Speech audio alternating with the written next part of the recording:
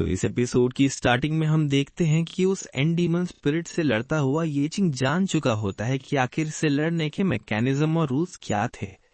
ये daemon spirit अपने आप की डिफेंस को उस तरह से बदल लेती थी जिस तरह के हमले उस पर किए जा रहे थे, और क्योंकि इस वक्त वो डेमन स्पिरिट अपनी स्काइज का इस्तेमाल कर रही थी, इसका मतलब होता है कि इस वक्त वो स्पिरिट फिजिकल हमलों के सामने कमजोर थी और मैजिकल हमलों के सामने ताकतवर।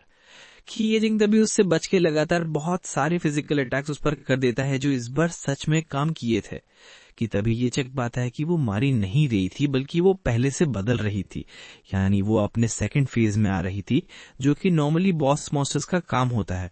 और अब सेकंड फेज में आने के बाद वो डेमन स्पिरिट डबल स्पॉट्स का इस्तेमाल कर रही थी और उसका ऑरा बहुत ही ज्यादा खतरनाक लग रहा होता है, जो कि हर एक जगह में फैल चुका होता है।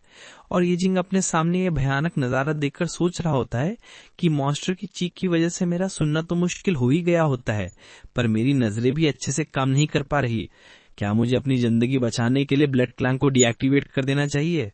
पर फिर वो रियलाइज करता है कि उसे एक्चुअली में उसकी मदद चाहिए होगी, क्योंकि इस स्किल का कम से कम 30 सेकंड का कूल डाउन होता है और अपनी बची हुई मैजिक पावर से वो बार बार ज्यादा समझ नहीं कर पाएगा। और तभी वो डीमन स्पिरिट अपनी पूरी तेजी से लगातार येचिंग पर फिजिकल हमले कर रही थी, और उसके हमले इतने ज्यादा तेज थे जिससे येचिंग भी अच्छे से नहीं बच पा रहा होता है। जो बात सच में येचिंग को काफी शॉक लगती है कि अपने इतने ज्यादा एट्रीब्यूट बढ़ाने के बावजूद भी उसे लगा नहीं होता है कि वो इतनी जल्दी किसी ऐसे मॉन्स्टर से टकरा जाएगा जिसकी वो अपने इकट्ठा के एट्रीब्यूट्स क्या कर पाएगा।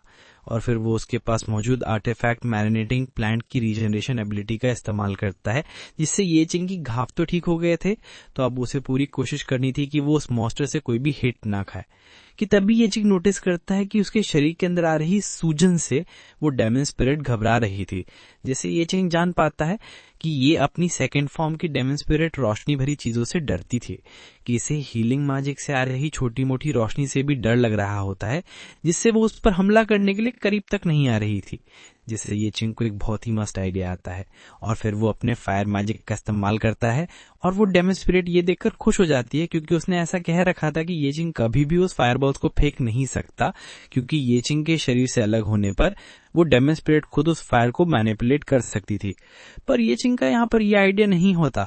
वो अपनी फायर स्किल को अपने ऊपर इस्तेमाल कर लेता है और अपने शरीर पर आग लगा देता है, और क्योंकि उसका डिफेंस और स्किल्स ऐसी थी तो ये चिंग खुद उस आग से इतनी जल्दी नहीं जल सकता था, और फिलहाल के लिए तो उसके ऊपर बर्निंग इफेक्ट दिखा रहा होता है।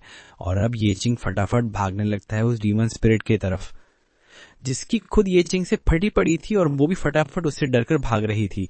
जो देखकर ये चिंग बताता है कि डीमन स्पिरिट को आग से इसलिए लग रहा है क्योंकि आग एक सबसे ऊंचा उजाला होती है, और असल में ये बस एक इंसेक्ट आत्मा थी जो कि आग में मारी रही थी। इसी वजह से इस जगह पर आग का इस्तेमाल नहीं किया जा सकता था, क्योंकि ये जगह उसके श्राप से श्रापित थी। पर अगर मैं फायरबॉल को किसी की तरफ फेंक नहीं सकता तो मैं खुद ही एक फायरबॉल बन जाऊंगा। और फिर अपनी डैश का इस्तेमाल करते हुए ये सिंह उसके पूरे करीब आकर उस डीमन स्पिरिट को पकड़ के उसके गले लगा लेता है, और अब अपनी स्किल ग्रेट फ्लेम एक्सप्लोजन का इस्तेमाल करता है, और वहां पर एक बहुत ही बड़ा धमाका होता है जिससे आग से सब कुछ जल गया होता है। पर अपने शरीर को एकदम पिघला गया ये चिंग वहीं पर दूर पटक कर गिर जाता है, पर उसके सामने मौजूद वो डेमन स्पिरिट उस आग में लगातार जलकर राख हो रही होती है। और ये चिंग को कुछ नोटिफिकेशंस आते हैं कि उसने इस डेमन स्पिरिट को हरा दिया होता है, और उसकी हेल्थ इस वक्त पूरी 1 पर थी, यानी वो मरने से बाल बाल बचा होता है। और साथ ही उसका हाथ इतना ज्यादा जल गया होता है कि वो फिलहाल के वक्त हथियारों और स्पेल्स वगैरह का इस्तेमाल नहीं कर सकता था, पर इतने खतरनाक मॉन्स्टर को हराने का ये प्रयास तो बहुत ही छोटा होता है। और वैसे भी उसके पास रीजनरेशन एबिलिटी थी, जिसका कूलडाउन खत्म होने पर वो फिर से हिल हो सकता था।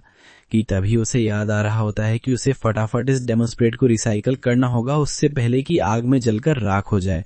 और फिर अपनी स्कैवेंजर जॉब को एक्टिवेट कर वो उसे रिसाइकल कर लेता है, और अब उसे उसका एबिलिटी आर्टिफैक्ट मिल गया होता है जो था सोल रीपर। और इसका इस्तेमाल कुछ ऐसा होता है कि एजिंग एक डेमन स्पिरिट को समन करेगा जो इससे बहुत ही घातक हमले करेगी, और अगर इस स्किल से कोई भी टारगेट मरेगा तो इसके इफेक्ट से येचिंग का खुद का 5% हेल्थ और माना बढ़ेगा।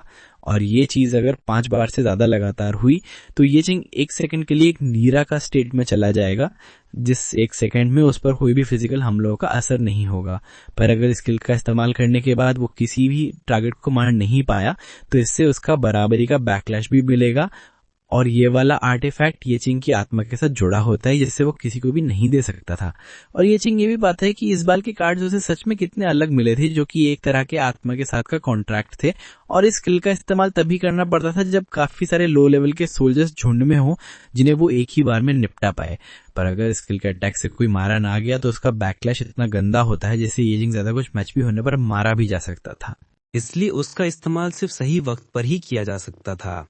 और फिर वो पाता है कि आगे का रास्ता खुल गया होता है और उसका रीजनरेशन का कूलडाउन भी खत्म हो गया होता है। और फिर अपनी रीजनरेशन एबिलिटी को एक्टिवेट कर वो वापस से पूरा हील हो जाता है। पर भैंस की टैंक, इसकी रीजनरेशन से तो ना जाने इसने अपने कपड़े तक भी कैसे हील कर लिए। और फिर वो अपनी बैंड शास को ढूंढने निकल पड़ता है। और यहाँ पर अबेस के एक कमरे में हम देखते हैं कि एक बहुत ही भयानक मॉन्स्टर काफी लोगों को काट रहा होता है और मार रहा होता है। और वहीं उसके पीछे एक डोल सी गिर रखी थी और उसके पीछे ही एक मैरिज में येचिंग की बहन ये शाओ जो छुप रखी थी। और फिर वो एक बोतल को पकड़कर उस मॉन्स्टर की पिछली तरफ फेंक देती है ताकि उस मॉन्स्टर का ध्यान बढ़ जाए और आवाज का पीछा कर वो उस तरफ जाए। और वो मॉन्स्टर भी उस आवाज का पीछा कर उस तरफ चला जाता है कि शाओजू मौका देखकर वहां से भाग जाती है। जो दौड़ते करती वो गिर जाती है क्योंकि एक्चुअली में वो चल नहीं सकती थी। तो ऐसे में अपने शरीर को संभालना थोड़ा मुश्किल होता है। पर फिर वो आगे बढ़कर अपने टेडी बेयर को पकड़ने की कोशिश करती है, ये बताकर कि वो अपने भाई को कभी भी बुली नहीं होने देगी। किसी गिरने की आवाज सुनकर वो मॉन्स्टर वहां पर अब सीधा उसके टेडी बियर पर कदम रखता है। और शाओजू एकदम डर गई थी अपने सामने इतने भयानक मॉन्स्टर को देखकर, जो पक्का उसके पास उसे मारने तो नहीं आया था। और तभी वो मॉन्स्टर गुस्से से जोर से चिल्लाने लगता है। और अपने सामने उस भयानक बड़ी मॉन्स्टर को देखकर शाओजू को बिल्कुल आइडिया नहीं होता है कि अब उसे बचने के लिए क्या करना चाहिए। क्यों मॉन्स्टर उसकी तरफ भी बढ़ता चला जा रहा होता है और वो बस निराश होकर कह रही थी भैया मुझे बचा लो। और वो मॉन्स्टर भी उस पर वार कर उसे मारने वाला होता है कि ना जाने उस मॉन्स्टर के पीछे से एक लॉन्ग सोर्ड लेकर एक आदमी कूद पड़ता है और सीधा ही उस विशाल मॉन्स्टर को अपने घातक एक ही वार से पूरा पूरा काट डालता है। और शाओजू अब ये देखकर हैरान हो जाती है और फिर ध्यान से अपने सामने एक आदमी को देखती है जो कि एक ड्यूल स्पोर्ट्समैन बूमिंग होता है। और वो ये पाकर खुश होती है कि वो एक हंटर होता है और शायद वो उसकी यहाँ पर मदद करने आया होता है। पर बूमिंग तो मुंह फेरता वहाँ से जाने लगता है जैसे उस बच्ची से उसे कोई भी फर्क नहीं पड़ता था। पर शाओजू उसके पैर पकड़ लेती है और बताती है उसे भी अपने साथ ले जाने को, वरना बहुत ही बड़ी मुसीबत हो जाएगी। पर वो मंगू से बताता है कि अंदर अब कोई भी मॉन्स्टर जिंदा नहीं बचा, तो वो लड़की बस चुपचाप अंदर छुप सकती है। और क्योंकि वो खुद उन मॉन्स्टर से लड़ने जा रहा है तो अगर वो उसका पीछा करेगी तो वो पक्का मारी जाएगी। पर शाओजू उससे बताती है कि नहीं, उसे जिंदा ही रहना होगा क्योंकि उसे अपने भाई से फिर से मिलना है, क्योंकि उसके भाई ने उससे वादा किया था। और फिर हमें 7 साल पहले का सीन दिखाया जाता है। उस बेस वाले हुए हादसे के बाद हम येचिंग को हॉस्पिटल में देखते हैं, जिसे डॉक्टर बता रहे थे कि शाओजू की शरीर की स्पाइनल नर्व्स बहुत ही ज्यादा डैमेज हो गई थी, तो वो आज से कभी भी फिर से आमतौर पर चल नहीं पाएगी। और ये बात ऑलरेडी काफी शॉकिंग थी कि वो अभी भी अपने ऊपर के शरीर को हिला सकती थी, वरना नॉर्मली उसका पूरा शरीर ही नहीं चल पाता। और छोटा येचिंग भी डॉक्टर की बातों को अच्छे से समझ रहा होता है और डॉक्टर उसे बताते हैं कि चाहे वो शाओजू का जितना भी इलाज कर लें, उसे पूरी तरह ठीक करना नामुमकिन होगा जब तक कोई अजीब चीज ना हो। तो येचिंग उनसे इस अजीब चीज का मतलब पूछता है, डॉक्टर आपको इस बात से क्या मतलब है? अगर शाओजू के पूरी तरह से ठीक होने के कुछ भी चांसेस हैं तो मैं कुछ भी करने को तैयार हूँ। पर डॉक्टर बताते हैं कि अब शाओजू का इलाज साइंस से नहीं किया जा सकता और उसने कभी कभार कुछ ऐसे केसेस सुने थे जहाँ पर अंधे लोगों की भी नजरें अबेस में जाकर वापस आ गई थीं। और आजकल की अबेस की दुनिया में ऐसी ऐसी बीमारियों को ठीक किया जा सकता है जिन्हें साइंस द्वारा पहले कभी नामुमकिन माना जाता था। और अगर येचिंग की बहन का ये हाल मॉन्स्टर की वजह से हुआ था जो कि अबेस से आते हैं, तो हो सकता है कि उसकी इस बीमारी का इलाज भी उसे अबेस के अंदर ही मिले। जो बात सुनकर येचिंग भी बताता है, तो इस बात का मतलब है अगर मैं अबेस में जा पाया तो मैं अपनी बहन को ठीक कर सकता हूँ। पर डॉक्टर उसे बताते हैं कि सिर्फ जॉब चेंजर्स ही हैं जो अबेस की दुनिया में जा सकते हैं और येचिंग जैसा एक नादान बालक वहाँ पर बस फालतू में मरने जाएगा। तो येचिंग को इस इलाज की चिंता छोड़कर इस बारे में चिंता करनी चाहिए कि आखिर वो ट्रीटमेंट के पैसे कैसे पूरा करेगा, क्योंकि इस हॉस्पिटल की डेली फीस 8,000 येन से ज्यादा की थी। जिस बात पर येचिंग बताता है कि वो अपनी पूरी मेहनत से पैसे इकट्ठा करने की कोशिश करेगा, तो बस उन हॉस्पिटल वालों को उसकी बहन का ध्यान रखना होगा जिसका इलाज वो ढूंढ ही लेगा। और फिर डॉक्टर भी उसे वहां से बाय कह देता है और येचिंग अपनी बहन के रूम की तरफ जाने लगता है कि पीछे से वो सुनता है कि कुछ नर्सेज कह रही थीं कि कई लैब्स मारे गए और उसकी बहन भी बिल्कुल अच्छी हालत में नहीं थी और वो बेचारा तो सिर्फ जिंदा लाश ही बचा होता है। पर येचिंग उन लोगों की इन फालतू बातों को बिल्कुल भी दिल पर नहीं लेता और फिर एकदम मुस्कुराकर खुश होकर अपनी बहन से मिलने चला जाता है, जो येचिंग से पूछती है कि आखिर वो इतने टाइम से कहाँ गया था। उसके पास बैठकर वो बताता है कि वो डॉक्टर से मिलने गया था और साथ ही आज से वो काम करने के लिए एक बेस नाम की जगह पर जाने वाला है। नाम सुनकर शाज पूछती है कि क्या वो जगह सेफ है, जिस पर येचिंग भी आश्वासन देता है और बताता है कि वो जगह काम करने के लिए बिल्कुल सुरक्षित है और उसे वहां बस दूसरों के पीछे पीछे चलना है। मेन काम तो सारे बड़े लोग करेंगे। फिर शाज को वो बताता है कि वो उसके लिए गिफ्ट लाया है, एक प्यारा सा टेडी बियर। उसे देखकर येचिंग बताता है कि वो रोज उसके साथ नहीं रह पाएगा, पर जब तक वो दूर रहेगा ये टेडी बियर उसका ध्यान रखेगा। पर शाज कहती है कि उसके परिवार में सिर्फ एक येचिंग ही बचा है, तो वो उसे किसी भी खतरे में नहीं डालना चाहती, इसलिए वो येचिंग को मॉन्स्टर्स वाली जगह पर न जाने के लिए कहती है। लेकिन येचिंग उसे बताता है कि उसे एक बहुत ही अच्छी, ज्यादा पैसे देने वाली जॉब मिली है, जिससे वो जल्दी उसकी टांगों का इलाज करवा पाएगा। तब शाज कहती है कि अगर उसके भाई को पैसे कमाने के लिए ऐसी खतरनाक मुसीबतों से गुजरना पड़ेगा तो अच्छा है कि वो पूरी जिंदगी व्हीलचेयर पर ही बिता ले। इसलिए येचिंग को किसी भी हालत में उन मॉन्स्टर्स वाली जगह पर नहीं जाना चाहिए और यही उनका वादा था। येचिंग भी मान जाता है। अब वापस अबेस में हम देखते हैं कि शाज भूमिंग को बता रही थी कि अगर वो बेस में रही तो उसका भाई पक्का उसे बचाने यहाँ आ जाएगा और वो नहीं चाहती कि उसकी वजह से उसका भाई खतरे में पड़े, इसलिए वो भी मरने के बजाय भूमिंग के साथ वहां से बाहर जाना चाहती थी। सारी बातें सुनकर भूमिंग भी आखिर मान जाता है और उसे उठाकर व्हीलचेयर पर बैठा देता है, पर वो पहले ही साफ कर देता है कि वो खुद मॉन्स्टर्स से लड़ने में बिजी रहेगा, इसलिए अगर किसी मॉन्स्टर्स ने उस पर हमला किया तो वो उसकी रक्षा नहीं करेगा, क्योंकि शाज उसकी कमिश्नर नहीं है और अगर वो मर भी जाए तो भी उसे फर्क नहीं पड़ेगा। साज भी मान जाती है और कहती है कि वो उसके काम में दखल नहीं देगी और बस उसके पीछे पीछे चलेगी। फिर बूमिंग खुद को इंट्रोड्यूस करता है और बताता है कि वो एक ड्यूअल स्पोर्ट्समैन है, जबकि न जाने क्यों वो सिर्फ एक ही लंबी तलवार चलाता हुआ दिखता है। और अब अबेस की एक तरफ हम देखते हैं येचिंग को, जो वहां से जाते हुए कह रहा होता है कि उसने अवेंजर के तौर पर काफी समय काम किया है और उस दौरान उसने बहुत से ऐसे पोशंस देखे हैं जो घावों को बहुत तेजी से हील कर देते हैं। और अब इसका एक रूल बहुत स्ट्रिक्ट होता है कि कोई व्यक्ति अपने शरीर से ज्यादा खुद को हील नहीं कर सकता जितना शरीर लेकर वो अबेस के आता है। यानी अगर कोई व्यक्ति अबेस में आने से पहले घायल हो तो अंदर जाकर वो अपने नए घाव तो ठीक कर पाएगा, पर पुराने नहीं। ऐसा न होता तो वो कब का शाहजू के लिए इलाज ढूंढ चुका होता। तभी वो देखता है ढेरों जॉब चेंजर्स की लाशें, जिससे लगता है कि यहाँ किसी हाई लेवल मॉन्स्टर से लड़ाई हुई थी, लेकिन वहां मॉन्स्टर के कोई ट्रैक्स नहीं दिखते, जिससे साफ था कि कोई इंसान ही उस मॉन्स्टर को मारकर जा चुका है। फिर पास ही उसे एक विशाल जायंट बीस्ट की आधी कटी लाश दिखती है, जिसे देखते ही लगता है कि किसी ने उसे एक ही बार में काटा है। ये चूंकि ऑब्जर्विंग आई भी उस जगह कोई मैजिक ट्रेस डिटेक्ट नहीं कर पा रही थी, यानी जिसने भी ये काम किया उसने सिर्फ अपनी फिजिकल स्ट्रेंथ से किया। ये जानकर येचिंग एक्साइटेड हो जाता है कि यहाँ कोई ऐसा इंसान मौजूद है जो बाकी सब जॉब चेंजर से भी ज्यादा ताकतवर है, शायद बोन क्रशिंग लेवल का। उधर शाज बूमिंग के पीछे पीछे चल रही थी कि तभी बूमिंग अचानक रुक जाता है, जिससे शाज को भी लगता है कि शायद खतरा है। बूमिंग अपने आसपास बहुत से तेज लाइट ट्रैप्स को एक्टिवेट होते देखता है, जो पूरी गति से उस पर हमला करते हैं, पर वो उन सब हमलों को सीधे झेलकर भी बिना किसी चोट के वहीं खड़ा रहता है, जैसे ये सब उसके लिए कुछ भी ना हो। ये देखकर शाज डर जाती है और पूछती है कि अगर बूमिंग ठीक है तो क्या उन्हें आगे बढ़ना चाहिए। तभी कहानी 4 साल पहले की बूमिंग पर कट होती है, जहां एक एंशिएंट टॉम क्लास की बेस में एक किंग लेवल बॉस मॉन्स्टर मौजूद था, जो वहां आए जॉब चेंजर्स को बड़ी आसानी से मार रहा था। वो नजारा देखते हुए बूमिंग और बाकी लोग सुनते हैं कि एक टकला आदमी उन पर चिल्ला रहा है, हरामखोरों, मैं तुम्हें पैसे दे रहा हूं और तुम बस मॉन्स्टर से मार खा रहे हो। तुम लोग मरने का राइट भी रिजर्व नहीं रखते। पैसों के लिए अपना काम ढंग से करो, क्योंकि याद रखो तुम सबकी जिंदगी मैंने अपने पैसे से खरीदी है। बूमिंग और बाकी मर्सिनरीज विरोध नहीं करते, क्योंकि बूमिंग एक क्रिमिनल था जिसके पास कोई कानूनी स्टेटस नहीं था। वो अबेस में सिर्फ पैसे के लिए किसी गंदी डिमांड को पूरा करने आता था। टकला आदमी पैसे बढ़ाते हुए कहता है कि जो भी उस बॉस मॉन्स्टर को मारेगा उसे 1 लाख ग्रेड पॉइंट्स देगा, पर कोई आगे नहीं बढ़ता। वो पैसे बढ़ाकर 2 लाख तक कर देता है, फिर भी कोई नहीं हिलता, क्योंकि जितना वो पैसे बढ़ाएगा उतना उनका फायदा। जब वो 5 लाख तक पहुंचता है तब जाकर सब उस बॉस मॉन्स्टर पर टूट पड़ते हैं। पर बॉस मॉन्स्टर भी स्मार्ट होता है और कई मब्स मॉन्स्टर्स को समन कर लेता है, जिससे लालच में पागल हुए मर्सेनरीज पूरी ताकत से लड़ने लगते हैं। कुछ लोग सीधे बॉस पर हमला करते हैं, पर बॉस मॉन्स्टर इतना ताकतवर और तेज था कि वो सिर्फ एक ही वार में उन दोनों को मार देता है।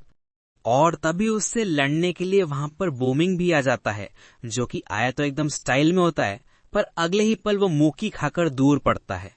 और उससे पिटने के बाद अब वो बॉस मॉन्स्टर उस टकले आदमी की तरफ देख रहा होता है, जो कि कब से बहुत ज्यादा मेरा पैसा चिल्लाई जा रहा होता है। क्या वो पर से लड़ते बच्चे बोबिंग को चिल्लाने लगता है कि उन्हें पैसे तब भी मिलेंगे अगर वो यहाँ से जिंदा वापस आएगा, क्योंकि वन मुंथा उनमें से किसी को भी पैसे नहीं मिले थे। और वो बॉस मॉन्स्टर तेज से उस आदमी की तरफ ही भाग रहा होता है कि उसके पीछे पीछे बोबिंग पर पैसों के लिए।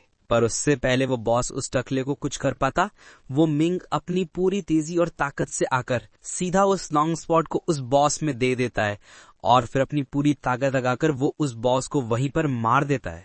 कि उसके उस बॉस को मारने के बाद ही वहां पर उसका ट्रेजर और एक अजीब सी आइटम प्रकट हुई थी कि तभी बोबिंग को धक्का मारता हुआ वो टकला आदमी फटाफट उस ट्रेजर के पास आ जाता है और वो मिंगो से एक बात याद करवाता है कि वादे के मुताबिक उसकी पेमेंट डबल होगी। पर खुशी में ट्रेजर खोलता हुआ वो टकलू बताता है कि बोबिंग तो पहले ही मरने के अनाथ में है, तो आखिर एक मरे व्यक्ति को आखिर पैसे क्यों ही चाहिए होंगे। और अब इस ट्रेजर को खोलता वो बहुत ही ज्यादा खुश होता है कि शुक्र है उसने इस हिडन बेस की लोकेशन को खरीदा होता है, जिससे अब वो बहुत ही ज्यादा मेन हो जाएगा। कि उस ट्रेजर के खुलने के बाद वहां से एक बहुत ही ज्यादा तेज रोशनी आती है, पर सिवा कुछ रोशनी के जो कि कुछ पलों में गायब हो जाती है, वो ट्रिप टॉप खाली होता है। जो देखकर वो आदमी इरिटेटेड चिल्लाने लगता है कि आखिर ऐसा कैसे हो सकता है कि बॉस को मारने के बाद उन लोगों को एक खाली ट्रेजर बॉक्स मिले। और वो गुस्से में चिल्ला रहा होता है कि ना जाने उसके शरीर को कुछ होने लगा होता है। और धीरे धीरे कर उस आदमी की सांसें तक फूलने लगी थी और अगले ही कुछ पलों में वो रेत में बदल जाता है। जो देख वो मिंग समझ गया होता है कि ये एक सैंड स्पेल थी, यानी जिस ट्रेजर बॉक्स को उस आदमी ने खोला होता है वो एक्चुअली में श्रापित था, जिससे मोमिंग घबरा गया होता है कि क्या इस श्राप का असर उस पर भी हुआ होता है। पर बाजी वो चमकती आइटम जो उसके पास इस बेस के बॉस को मारकर आई थी, वो एक इमॉर्टल रिग था, एक ऐसा आर्टिफैक्ट जो बॉस को मारने के बाद मिंग की आत्मा के साथ जुड़ चुका होता है, जो अपने ओनर को एक अनडेड क्रीचर बना देता है और उन अनडेड क्रीचर को सिर्फ सेक्रेड और हीलिंग मैजिक की डैमेज दे सकती है और बाकी कोई भी हमले उन्हें नहीं मार सकते। और उसी पल से बोबिंग ने अपनी दर्द और इमोशन महसूस करने की शक्ति को गवा दिया होता है। और हम वापस प्रेजेंट में आते हैं, जहां पर मिंगम ने अपनी ये पास्ट की बातें शान को सुना रहा होता है। जो बातें सुनकर शाज बताती है, तो तुम्हारे खून में असल में रेत है, पर आखिर तुम्हारे साथ किस तरह का श्राप जुड़ा है। पर यहाँ पर उसकी बात सुनने के बाद वो उसे चुपचाप इग्नोर कर देता है, ये मानता कि अब इससे ज्यादा बताए कुछ होने वाला नहीं है, जिसे शाज थोड़ा नाराज होती है। और यहाँ येचिंग की तरफ हम देखते हैं बहुत सारे अजीब से और टाइप के मॉन्स्टर्स को, जो कि लगातार इकट्ठे येचिंग पर हमला कर रहे थे और येचिंग उन्हें बहुत ही आसानी से मार रहा होता है। और पहले जब वो जल्दी में होता है तो उसने अपने मिले गए पॉइंट्स को अच्छी तरह से नहीं बांटा होता है, इसलिए अब उसे अपने फ्री पॉइंट से अपने सभी स्टैट्स को बराबर 200 बार करना होता है। और ना ही उसके पास सभी इंफॉर्मेशन थी कि आखिर अगले कमरे में कौन सा मॉन्स्टर होगा, तो उसने अपने तरीकों को नहीं संभाला तो वो भी आगे जाकर आसानी से मारा जा सकता है। और इस वक्त जिन मॉन्स्टर से वो लड़ रहा होता है वो कोई ज्यादा शक्तिशाली वगैरह बिल्कुल नहीं थे, बस उनसे लगातार लड़ाइयां लड़ने के बाद येचिंग को भी थकावट होने लगी थी। पर अंततः बल वो उन्हें आसानी से पेल ही जा रहा होता है, पर वो नोटिस कर भी लेता है और फिर हवा में वो भी एक डैगर फैंसी स्किल का इस्तेमाल करता है, जिसे कुछ मॉन्स्टर्स को मारने के बाद उसे नोटिफिकेशन आता है कि उसका माना 5% से भी कम बचा होता है। और अब येचिंग थोड़ी मुश्किल में होता है कि बिना मैना के वो कोई भी स्किल का इस्तेमाल नहीं कर पाएगा। और जब उसका ध्यान भटका देख रखा था एक मॉन्स्टर, तब उसे मारने की बेद में फटाफट उसको टूट पड़ता है। पर येचिंग के पास अकेली उसकी स्किल्स ही थोड़ी न थी, और फिर अपने मुक्के को पूरी ताकत से कसकर वो एक ही जोर का मुक्का मारकर उस मॉन्स्टर को मजे से पेल डालता है कि उसने वहां के मॉन्स्टर्स खत्म ही किए थे कि वहां पर आके से और भी प्रकट हो जाते हैं। और ऑलरेडी 4 मॉन्स्टर रूम्स को क्लियर करने के बाद ये चिंग का शरीर एकदम ही थक चुका होता है और उसका मैक्सिमम मैना भी बहुत ही कम बचा था और उसके बैग में जो मैना पोशंस पड़े थे उनका भी सभी का इस्तेमाल हो गया होता है और अब तो उसके पास सिर्फ एक बड़ी मैना बोतल बची थी जिसे वो खास जरूरी वक्त के लिए सेव करना चाहता था, क्योंकि क्या पता आगे क्या हो जाए, क्योंकि अभी तक वो बॉस रूम तक थोड़ी ना आया था। और फिर फटाफट वो उन मॉन्स्टर की तरफ बढ़कर अपने हर एक मुक्के में उन्हें आसानी से तबाह कर देता है, किसी का गला घोटकर और किसी की लातें मरोड़कर, किसी का सर निकालकर और किसी का सर फोड़कर। और ये लगातार लड़ाइयां उसे भी परेशान कर देती हैं कि फिर उसे एक कमाल का आइडिया आता है और फिर वो अपने उसी आर्टिफैक्ट सोल रीपर का इस्तेमाल करता है और उसकी स्किल से जहां तक उसे याद होता है कि वो जितने लोगों को मारेगा उसकी हर एक किल में 5% की ताकत बढ़ जाएगी, यानी जितने ज्यादा किल तो उतना ज्यादा फायदा।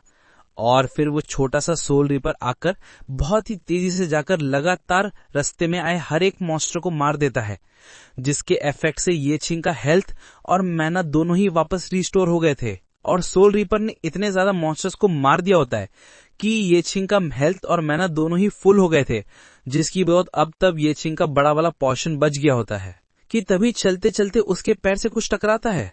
तब वहां पर एक ग्लासेस पड़े रखे थे और अगर यहाँ पर किसी के ग्लासेस के, जिसका मतलब होता है कि यहाँ पर पक्का कोई तो था। और तभी उसे अपने पीछे के बैरल से कुछ आवाज आती है कि जब ये चिंग उस तरफ गुस्से में पूछता है कि कौन है, बैरल से एक आदमी निकलता हुआ उसे बताने लगता है कि वो एक इंसान है, तो उसे मारने की जरूरत नहीं। एंड फिर बाहर निकलकर उससे पूछता है कि क्या ये चिंग ने उसके ग्लासेस देखे थे जिनके बगैर वो सही देख नहीं पाएगा। एंड ये एक्चुअली में वो ही डॉक्टर होता है जिसने काइजर को मॉन्स्टर्स के साथ म्यूटेट किया था। एंड ये चिंग उसे उसकी ग्लासेस देता है, जिन्हें डालता वो भी बताता है कि उसका नाम सॉन्ग शिंग शान है और वो यहाँ पर एक डॉक्टर और एक रिसर्चर है।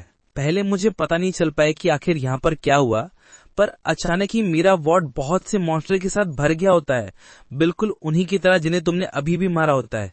एंड फिर वो ये बकवास बातें बताने लगता है कि उन मॉन्स्टर्स को देखकर वो इतना डर गया होता है कि उसके पास कोई भी चॉइस नहीं थी उन मॉन्स्टर्स से बचने के लिए एक बैरल में छुपने के अलावा। पर ये चिंग उसकी फालतू बातों को छोड़कर पूछता है कि क्या उस डॉक्टर ने किसी और सर्वाइवर को देखा था, जो बातें सुनकर सॉन्ग बताता है कि ये अब एक अमेंडेड हॉस्पिटल बन चुका है जिसमें ठीक ठाक लोगों का जिंदा बचना भी मुश्किल है। तो आखिर ये बिना सही सलामत शरीर वाले लोग कैसे बचेंगे जिनके पास चलने को ना ढंग के पैर है ना हाथ। जिस बात से ये चिंग को गुस्सा होता है कि आखिर वो एक डॉक्टर होने के बावजूद पेशेंट्स के बारे में इतना बुरा भला कैसे बोल सकता है, जिस पर डॉक्टर बताता है कि आखिर उसने गलती क्या बोला। एंड बेशक वो खुद भी मॉन्स्टर्स का सामना नहीं कर सकता होता है, इसलिए तो वो उनसे बच के छुप रखा था। तो अगर उसके पास स्ट्रॉन्ग एबिलिटीज होती तो वो आखिर इस बैरल में क्यों ही छुपता। एंड फिर वो ये चिंग से पूछता है कि क्या वो यहाँ पर उससे बचाने आया है। अब बकवास बातें बंद करो, मैं जानता हूँ कि तुम्हें कमीशन मिली है लेमन में, तो वादा क्या होगा बहुत अच्छा रिवॉर्ड देने का। जब तक तुम मुझे यहाँ से ले जाओ वो रिवॉर्ड तुम्हारा होगा।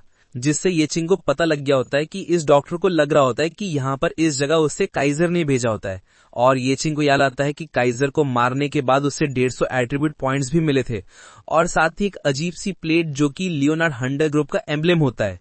एंड यहाँ पर अब ये चिंग उस डॉक्टर को छोड़कर अब बेस के और अंदर जाने लगता है, जिस पर पीछे से डॉक्टर भी आवाजें लगातार बता रहा होता है कि बाहर का रास्ता पीछे की तरफ है। तो ये चिंग कहाँ जा रहा होता है कि ये चिंग उससे पूछता है कि क्या वो डॉक्टर वार्ड एरिया से आया था, जिस बात पर हाँ करता वो बताता है कि ये चिंग को फालतू में उन पंकु लोगों को बचाने की जरूरत नहीं, क्योंकि उनकी खुद के शरीर ठीक नहीं है तो वो ये चिंग को एहसान के पैसे नहीं दे पाएंगे।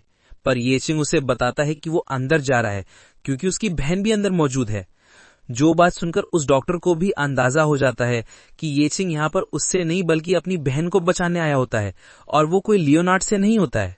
पर वो डॉक्टर फिर भी उम्मीद में होता है कि शायद ये चिंग उसे भी बचा ले। पर बेस के और अंदर जाता वो उसे बताता है, वैसे एक बात से मुझे माफी करनी है, क्योंकि बेशक मुझे कचरे को इकट्ठा करने में मजा आता है पर कचरे को बचाने में नहीं, तो तुम यहाँ पर अब बस मजे से रह सकते हो। जिस बात से ये चिंग का साफ साफ मतलब होता है कि वो डॉक्टर सिर्फ नाम का ही होता है पर असलियत में एक कचरा था जिसे लोगों की वैल्यू नहीं पता थी। पर अब क्या ये चिंग अपने बहन को बचा पाएगा, तो ये सब तो हमें नेक्स्ट एपिसोड में पता चलेगा। ऐसी और एपिसोड देखने के लिए मुझे सब्सक्राइब करो, लाइक करो एंड शेयर करो। मिलते हैं, बाय।